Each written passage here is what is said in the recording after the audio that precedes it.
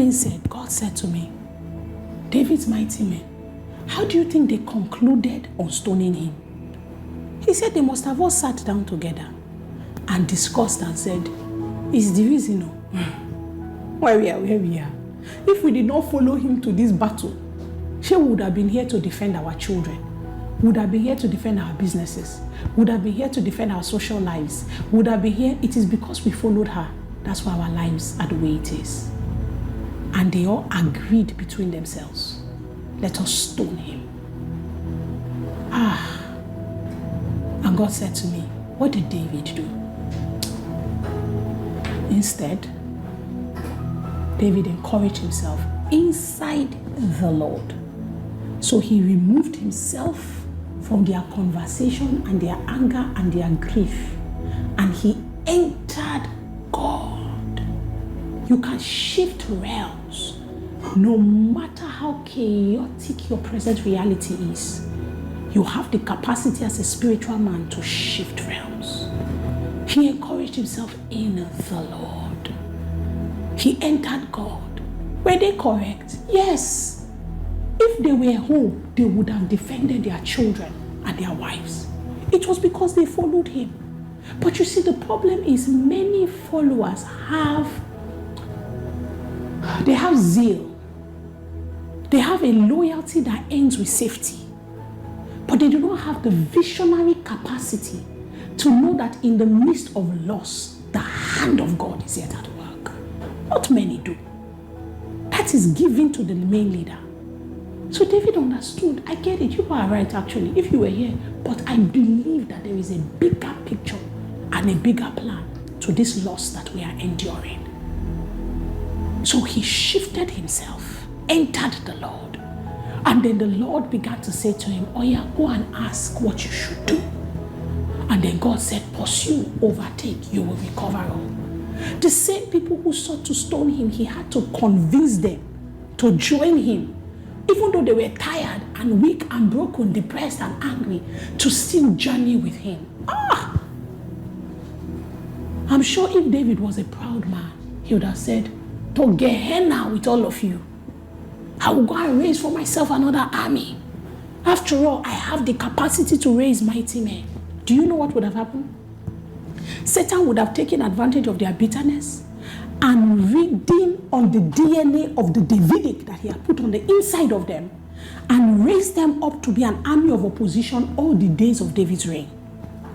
Sometimes the investment you have made in a person or a system can become the greatest weapon that Satan will use to oppose the things that you are building all the days of your life. That's what Satan would have done.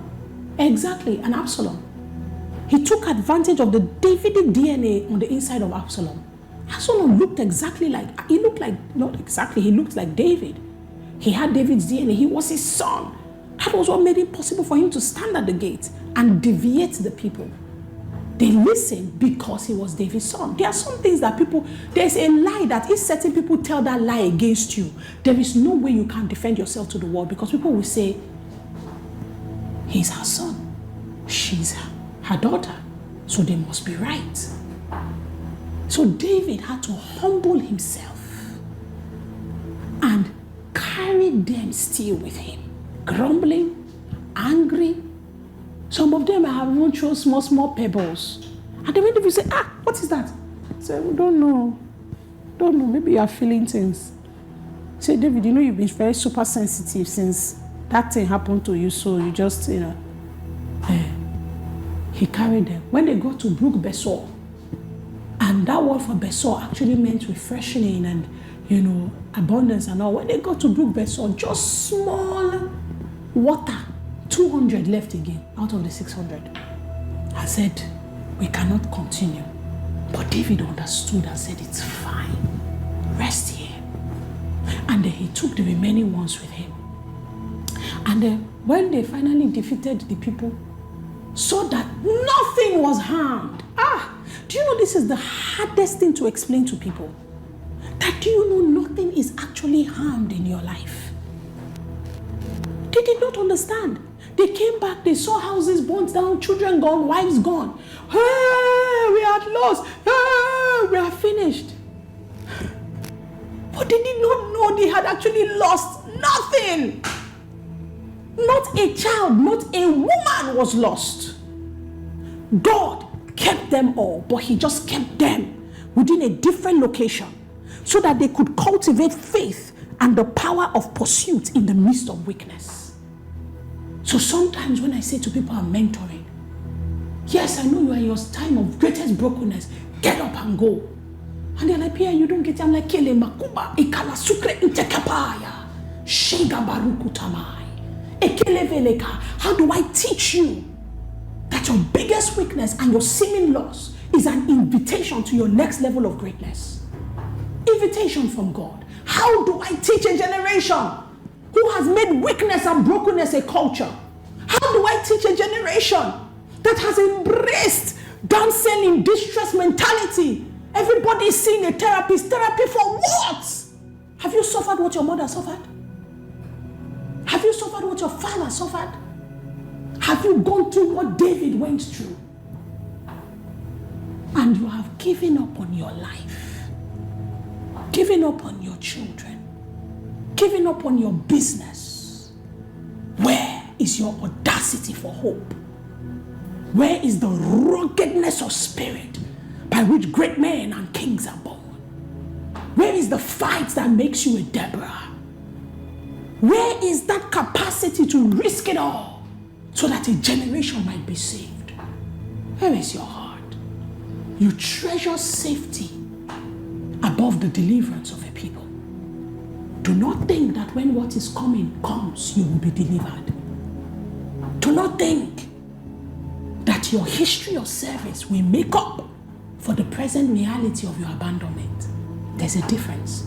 And please, nobody should message me after and say, Pierre, you were talking to me, because I'm not talking to you. I'm preaching to a generation. If it happens to be for you, receive it in the name of Jesus. I'm preaching to a generation. Nothing was lost. Somebody type, nothing was lost. You are here and you have made so many decisions that are wrong because you think you've lost something. Nothing was lost. Oh, you are here. You're about to commit adultery because you feel your spouse did something to you and you feel like, oh, I've lost it. Nothing was lost. Can somebody hear me? Your house may look like it's burning down. They may say, we are ending this contract with you. But listen, nothing was lost. It's merely an invitation to the next level of God's glory that is found in your consistent pursuit. It is merely an invitation to come into revelation and strength that is found in your dogged pursuit. It is merely an invitation to understand what the integrity of pursuing God looks like. Nothing has been lost. Satan, remember I told you, the spirit of poverty will make you feel like you lack something. And that sense of lack becomes what the enemy feeds upon to lead us astray. Nothing has been lost. Nothing has been lost. The world is bigger than you think it is. There are times when certain people walked away from my life and I thought, oh my God, everything has ended. Everybody thinks, and God is like, 99.9% of people in this world don't even know about this. Nothing has been lost. Nothing. Gather yourself, sons of God. Ask yourself, what is the will of the Father? I bless God for that person that said I will mentor again. Because where Satan is trying to take it is so that we will close our hearts and we will never deliver again the DNA by which the Lord has raised us to another generation. So that those who carry it will hide it and retreat on the inside of them and be a political leader that will just, anything anybody tells you, wow, great, yes, fantastic, I see it. You never speak the truth anymore. You are afraid to confront because it has become so bad, you hide yourself. And so what happens is that many people are raised, but none of them carry what you carry. Oh, baburuku sanga deleberiuku tabarase. Alemandu kurama shangaraba ketele boria kapaparakate. I pray for healing. Dara kinana sodo. Melika pandu nukuparakate kadalabadeka. Inketina bandu krundu subebeila. Akaba burush kunabre eketelevela. Over every heart and over every soul that has been broken and bruised. Sadei kabarude sagai. I release the shalom of God in the name of Jesus.